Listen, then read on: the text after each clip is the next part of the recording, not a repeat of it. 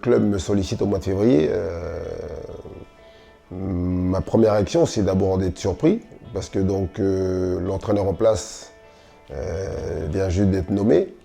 J'aimais défendre, mais j'aimais surtout aller marquer des buts, donc j'ai gardé ça. Alors bien sûr, des fois, ça me joue des tours, mais c'est pas grave. C'est pas grave. J'aime attaquer. J'aime voir mes joueurs attaquer et marquer des buts. Il n'y a pas de grandes équipes, il n'y a pas de grands résultats sans des grands supporters, des bons supporters.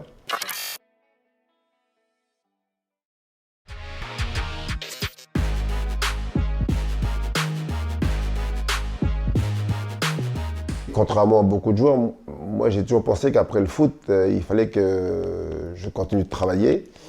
Et surtout que de toute façon, après le foot, vu les salaires qu'on avait à l'époque, il fallait donc avoir une occupation. C'est quand je suis arrivé à Paris, au Paris Saint-Germain, à 26 ans, j'ai commencé justement à passer mes diplômes, voilà, donc aller à Clairefontaine et tout, puis voilà, avoir déjà donc cette vision donc d'entraîner, mais surtout d'aller m'occuper des jeunes et transmettre aux jeunes, voilà. Et puis partager donc du temps avec les gamins, c'est ce qui me plaisait le plus.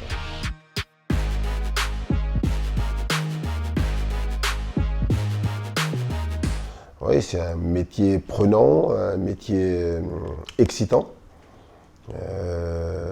J'allais dire, en ce qui me concerne, c'est la suite logique donc, de ce que j'ai fait moi en tant que joueur.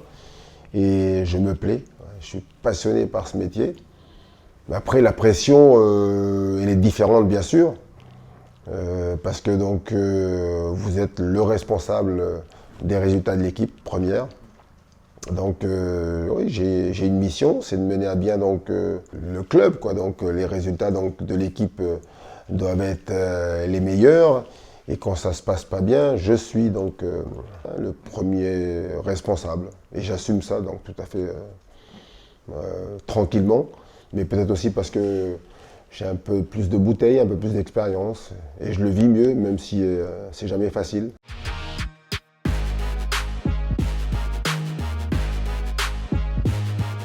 Je suis un homme de rencontres, de voyages, d'ailleurs à l'image de ce que j'ai fait en partant de Nouvelle-Calédonie. Ce sont pour moi, donc, en tout cas, le métier d'entraîneur, c'est un métier de rencontre. Et je me suis toujours laissé guider. J'ai jamais eu d'agent d'ailleurs, hein, par rapport aux gens que j'ai croisés, et puis donc le feeling que j'ai eu avec les gens. Tous les clubs où je suis passé, donc j'ai vécu des moments forts. J'ai fait des belles rencontres. Et surtout, je n'ai toujours gardé que le positif de toutes mes expériences, hein.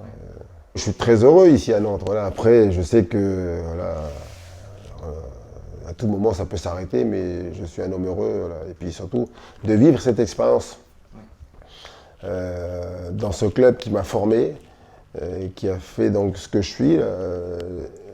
Je crois que c'est le plus beau cadeau que j'ai eu.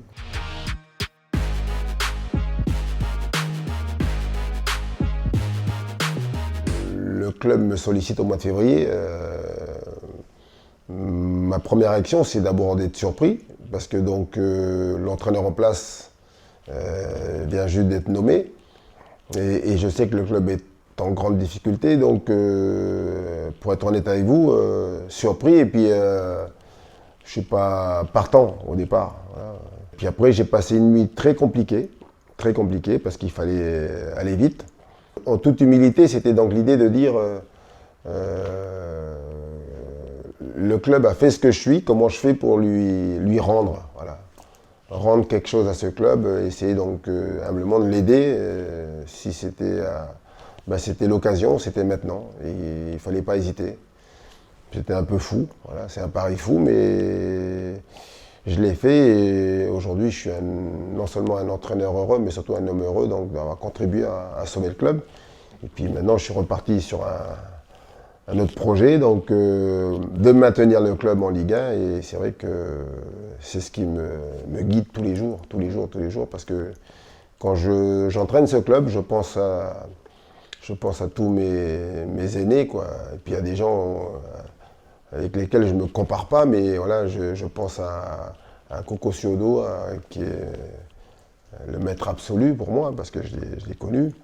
Et voilà, j'ai pas le droit de décevoir ces gens-là, les Reynald Nouex, les gens qui ont Robert Budzinski, je pense à M. Zaïta, tous ces anciens, Puis moi j'ai eu la chance de connaître M. Louis Fontenot, qui était un président exceptionnel. Donc on a un héritage là, qui est lourd à porter, mais il faut assumer.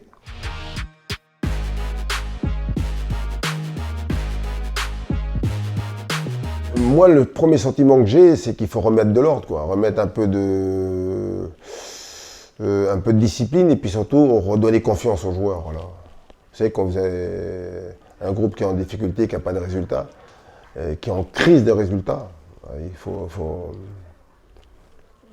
donner confiance. Voilà. Et puis après, vous avez vu que c'était des bons joueurs parce que par la suite, on a fait un super parcours parce qu'on a pris, que je ne dise pas de bêtises, 21 points en 14 matchs, ce qui est énorme. Je m'étais dit avec 37 points, 38 points on se maintiendrait. Et avec 40 points, on a été obligé de passer par les barrages. Voilà, une petite confidence aussi. Si j'avais su qu'il fallait 40 points, peut-être que je ne serais pas venu. Voilà. Mais voilà, je dis toujours ce que je pense. Mais voilà, il a fallu 40 points et avec ça, on a fait les barrages. Et puis le principal, c'est qu'on se soit maintenu, quoi. Un immense bravo aux joueurs, bravo aux gens du club qui nous ont soutenus. Ils ont souffert avec nous, mais ils nous ont soutenus fort. Bravo aux supporters, à tous tous les amoureux du club. On a reçu beaucoup de courriers, beaucoup de soutien. Et puis bravo aux joueurs, surtout parce que nous, on les a accompagnés, on les a guidés, mais c'est eux qui ont fait le boulot sur le terrain, quoi.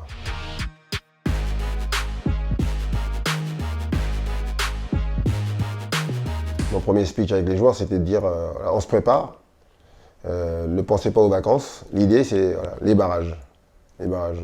J'étais conscient qu'on était en très très très grande difficulté et qu'il fallait se préparer à jouer les barrages. Alors bien sûr que comme on a fait un très bon parcours entre-temps, et puis les résultats nous ont fait qu'avec un nul contre Montpellier, on pouvait ne pas faire les barrages. Donc voilà. Alors malgré la défaite contre Montpellier, on avait fait un très bon match. Et on s'était appuyé sur le fait que si on continue de jouer comme ça, ça passerait. Mais surtout, on les avait préparés, les joueurs, à jouer les barrages. Donc finalement, il y a eu une petite déception, mais on s'est vite remobilisé, puis on a fait ce qu'il faut. Même si ça a été dans la souffrance, on a fait ce qu'il faut pour se maintenir.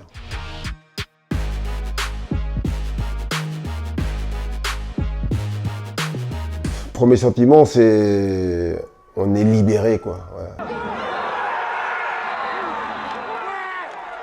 Vous parlez de soulagement, moi je suis libéré d'un espèce de poids là, que j'ai sur les épaules parce que c'est une énorme responsabilité, je vous l'ai dit. Je ne peux pas donc laisser mon club de cœur, ce club à qui je dois tout, descendre en Ligue 2. J'ai jamais imaginé ça et c'est pour ça qu'on a mis toute notre énergie, tous avec le staff, les joueurs, tous les gens du club, on s'est battu jusqu'au bout et voilà, c'est une grande, je vais dire plutôt une libération, soulagement et puis surtout, vous faites ce métier-là pour vivre des émotions et les partager donc souvent avec vos familles, avec vos proches, mais souvent avec des gens que vous ne connaissez pas.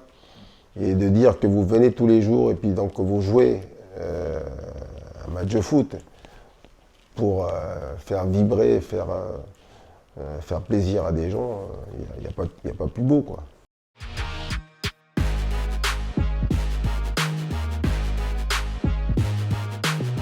Il est clair que je savais que le club était en difficulté financièrement, pour avoir discuté avec le président et de par l'expérience que j'ai, le meilleur recrutement, c'est de garder vos joueurs et si possible les meilleurs joueurs. Voilà.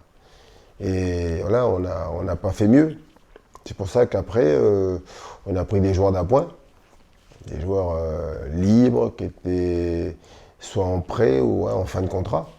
Mais le principal, c'est que voilà, on ait gardé l'ossature et les joueurs.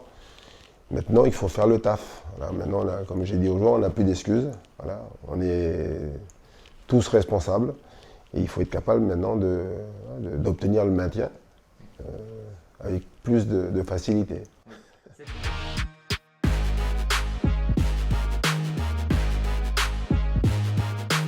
Il n'y a pas d'autre moyen pour moi donc, de gagner des matchs. Alors ça peut arriver une fois, mais sur la durée, ça ne marche pas. Les gens payent pour venir voir un spectacle, les gens payent pour venir voir un match de foot. Et les joueurs, ils doivent comprendre que quand on est sur un terrain, on doit tout faire pour que les gens qui viennent nous voir, mais surtout nos supporters, quel que soit le résultat, ils sortent du match en disant « J'ai vu mon équipe pratiquer du beau football, j'ai vu mon équipe jouer, j'ai pris du plaisir à voir mon équipe. » Alors bien sûr, je suis déçu parce que donc il n'y a pas le résultat escompté, mais au final, j'aime voir mes joueurs, j'aime voir mon équipe évoluer. J'aimais défendre, mais j'aimais surtout aller marquer des buts, donc j'ai gardé ça. Alors bien sûr, des fois, ça me joue des tours, mais c'est pas grave. C'est pas grave. J'aime attaquer. Ouais. J'aime voir mes joueurs attaquer et marquer des buts.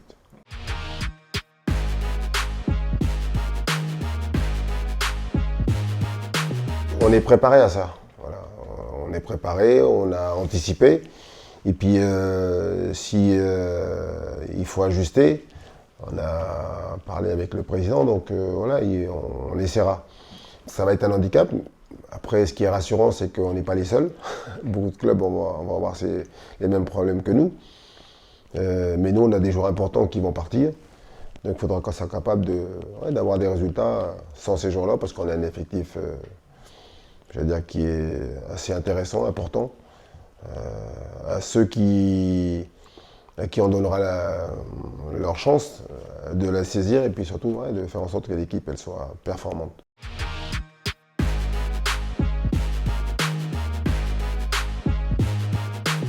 Leur dire merci déjà, merci donc du soutien qu'ils nous apportent au quotidien, c'est très important.